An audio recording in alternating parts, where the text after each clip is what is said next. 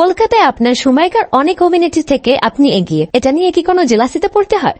না, আমাকে এখন অব্দি সেরকম কিছু পেতে হয়নি, মানে কোনো ব্যবহার আমি সেরকম কারোর থেকে পাইনি। আমার মনে হয় যারাই আমার সমসাময়িক যারাই রয়েছে অভিনেত্রীরা বা হিরোইনরা, তারা সবাই জানে তারা কি, তারা কেমন এবং তারা কেমন কাজ করে। তারা নিজেদেরকে নিয়ে ভীষণই কনফিডেন্ট এবং সিকিউর। তো আমার মনে হয় জেলেসি করে সময় নষ্ট করার মতন সময় তাদের কারোর কাছেই নেই। ইনকেস শুধু তাই নয়, আমরা আমরা সবাই ভাবি সবসময় যে আমরা এরকম নায়িকারা নায়িকাদেরকে হিংসে করি, বাট সেটা অ্যাকচুয়ালি সত্যি বলে আমার আমার মনে হয় না। কারণ আমরা নিজেদেরকে উইশও করি, নিজেদের কাজ এলে আমরা একে অপরকে উইশ করি।